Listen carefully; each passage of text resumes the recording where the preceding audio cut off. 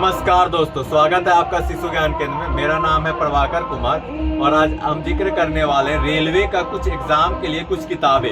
ठीक है, जैसे मान लीजिए आपका चाहे आप तैयारी कर रहे हैं लोको पायलट या एसआई या कांस्टेबल, रेलवे की किसी भी चीज़ के लिए तैयारी कर रहे हैं और आपका तीनों सब्जेक्ट में कोई एक सब्जेक्ट अगर कमजोर है तो उसके लिए कौन सा किताब का लिए आपको प्रैक्टिस करना चाहिए। जैसे मान लीजिए आपका मैथ कमजोर है तो सिर्फ मैथ का एक स्पेशली बुक लीजिए और उसको तैयारी कीजिए। वैसे करके मतलब किस चीज़ को प्रैक्टिस करें, आपका जो चीज़ कमजोर है उसको स्पेशली प्रैक्टिस कीजिए।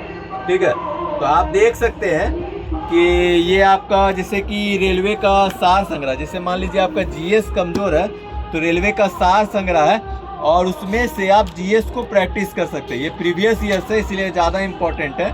मान लीजिए प्रीवियस ईयर्स बनाने से आपको पता चल सकता है कि कैसा क्वेश्चन आता है। ठीक है, और उससे आप ये कर सकते हैं। तो ये आपका प्रीवियस ईयर्स है। ठीक है, आप उससे जीएस अगर कमज़ोर है तो आप इससे प्रीवियस ईयर्स से बना सकते हैं। ठीक है, ये आपका प्रीवियस ईयर्स के लिए बहुत अच्छा, आपका मतलब कि जीएस के लिए अच्छा है।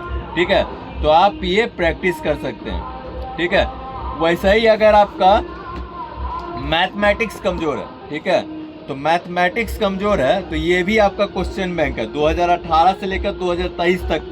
ठीक है, तो इसको भी आप प्रीफर कर सकते हैं। ठीक है, देख सकते हैं इतना सेट दिया हुआ है। तो जैसे मैथ कमज़ोर है तो आप मैथ का डेली एक सेट बना सकते हैं इससे, समझे, डेली एक सेट बना सकते हैं। आपका इसमें 155 सेट है, मतलब मान लीजिए मैथ का 155 सेट आप एग्ज़ाम से पहले बना लेते हैं तो आपके लिए फ़ायदेमंद हो सकता है। ठीक है, और आपको जो चैप्टर उसके बाद कमजोरी लगे उस चैप्टर को फिर से बनाइए। ठीक है, जैसे आपके पास जो बुक है उससे उस चैप्टर को बनाइए। तो प्रैक्टिस करने से ये फ़ायदा हो सकता है। ये आपका मैथ के लिए। वैसे ही अगर आपका रीजनिंग कमज़ोर है तो आप ये रीजनिंग का बुक लेके वैसे ही प्रैक्टिस कर सकते हैं।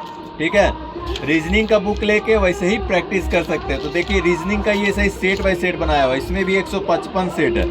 ठीक है, तो रीजनिंग आप 155 सेट बना लीजिएगा तो आपको पता है कि आपको एग्ज़ाम में ये बहुत ज़्यादा फ़ायदा दे सकता है। 155 सेट बहुत होता है। ठीक है, ये तो आप रीजनिंग का जो एमआरपी देख रहे हैं वो 525 है। ठीक है, इसमें डिस्काउंट अलग से अवेलेबल होता है। मैथ का भी एमआरपी 525 है और जो जीएस का है आंसर का वो 295 एमआरपी है।